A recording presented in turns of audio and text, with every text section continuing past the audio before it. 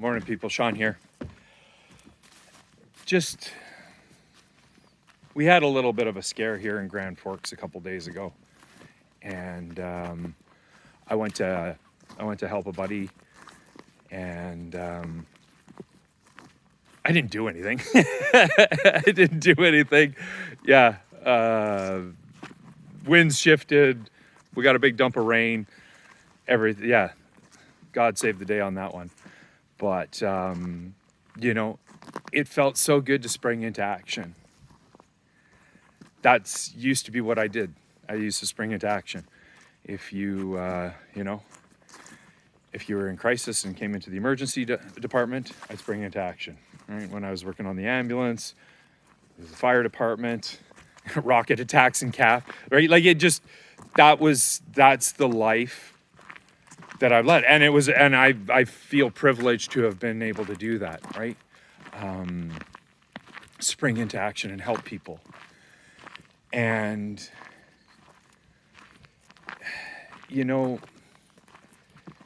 getting into this campaign mode again and dealing with the slander and the hate, it never ceases to surprise me how people are willing to go there emotionally and just treat you like a piece of garbage when they have no idea what they're talking about usually. But I look at what I've gone through over the last few years, and we've all covered a lot of ground. We've come a long way over the last few years. The things that I've been through, and I don't regret any of it. But the lack of insight and the ability to people to have the positions that they do, I look at what I've done, and I don't think it merits the responses. But I see that a lot. It's pretty unique being in this election in BC for the first time in over 120 years. We're seeing a large amount of independence and moving away from a party system. And British Columbians are being given the choice, for the first time in a really, really long time. And, be called a wacko, a crazy person, an all-around bad guy. And just trying to figure out the thought process that goes into having a position like that. I've led a life of service. I've spent 2 decades in the military.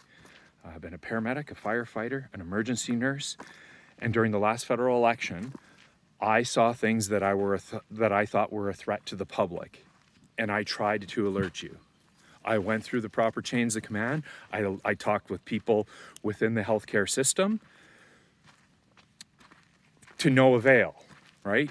And I went public. And the response was, I lost both my careers. I've had my pensions blown up, like they financially ruined me, and they've been dragging me through a disciplinary process for the last several years, right?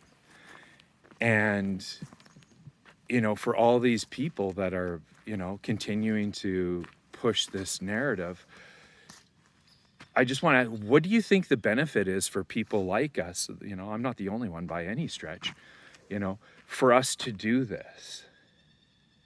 Like, do you think we're crazy and we've just completely lost our minds and we need to be slandered and ridiculed and silenced for the greater good to save the public? Okay.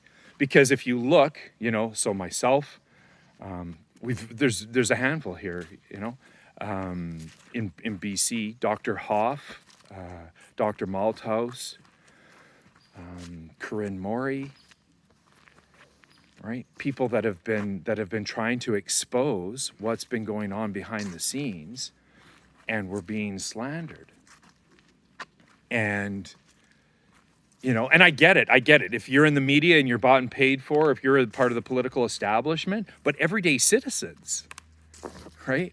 And it was interesting as I was driving out towards the fire.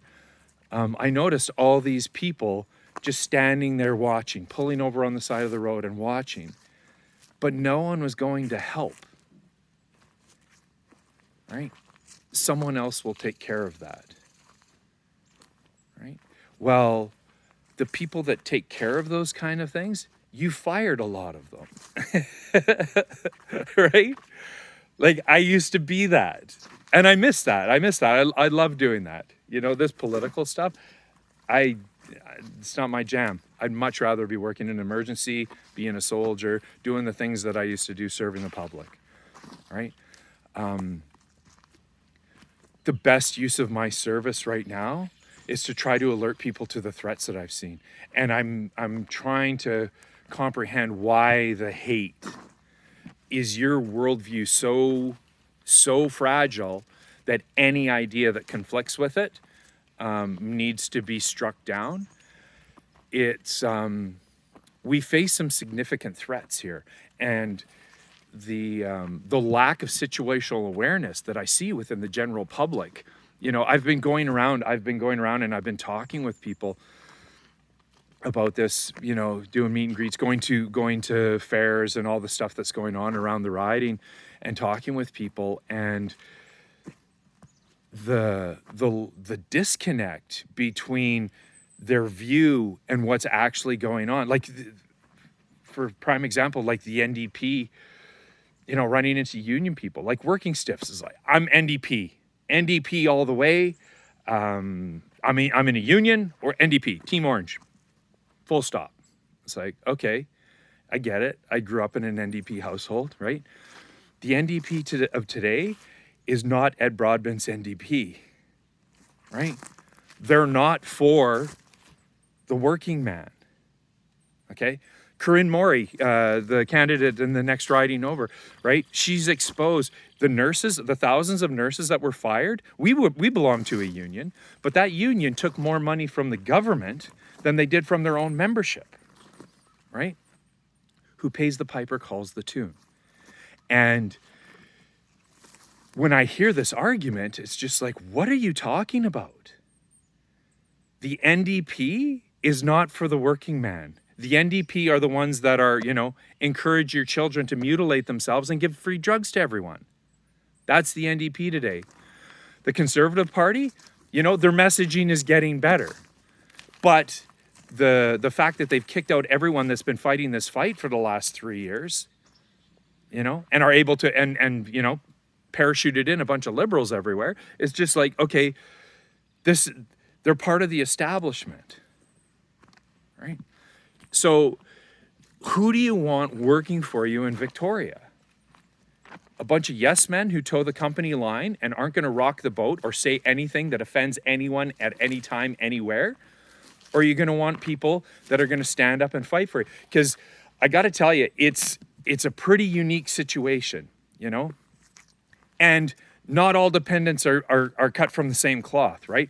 We just had, they just dissolved the Liberal Party, so there's been a lot of Liberals that have been released back into the wild, and they're running as independents now, right? But I can tell you, in Kootenay Central with Corinne Maury, down here in Boundary Similkameen, me, Sean Taylor, and in Penticton Summerland with Roger Harrington, you've got people who will storm the beach for you. All you have to do is ask. We've been doing it for free for the last 3 years already, right? So is that what you want? You want a yes man establishment? Because I got to tell you, having an independent elected in your riding right now, with the polling showing that the NDP and the Conservatives are so close, neck and neck, a couple independents could be the balance of power in this province. And that will give your riding an incredible amount of leverage when it comes to decision times that affects your riding. So this whole nonsense about splitting the vote, la, la, la, la, la, right? Like it doesn't make any sense. I know it's a powerful spell, right? They've been using it for years. When I ran for the PPC, it was the same thing, right? Oh, you can't split the vote. You can't split the vote. All the parties in this country, all the mainstream parties, are captured operations. right? That's why we're seeing a rise of independence. That's why you're seeing these new political parties that are coming up and trying to vie into the space where we can actually compete and, you know, put up a counter narrative to this omnipresent bullshit that's being fed to people. So I don't know. You know, it's been frustrating. I talk with people, and it's just like, why do you continue to fight for people that so obviously hate you? And it's like, I see threats that they don't, and I'm trying to warn them. I swore an oath a long time ago. I'm keeping true to that oath. And yeah, like me, hate me, I don't care. I'm going to continue trying to warn people what's going on. And until people start to look, because it's right there on the surface. You don't even have to dig deep anymore. It's right there, and it's being exposed. And it seems like our jurisdiction is further behind others, right? You look at the political discourse that's going on in other nations, and they're light years ahead of Canada. Why is that? Because the passage of information in this country is so, is so controlled and regulated. It's yeah. Anyways, it felt really good to almost be of use. Like I said, I didn't actually do anything. I just sprung into action. It was just no action was required. And it felt good, and it brought back memories. And yeah, I miss serving and helping people. And I'd like to do that for you now. So anyways, it's up to you. It always is with everything.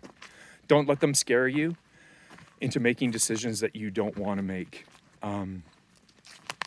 A lot of that's gone on in the last couple of years, and a lot of people have made decisions regarding healthcare choices that they didn't want to make.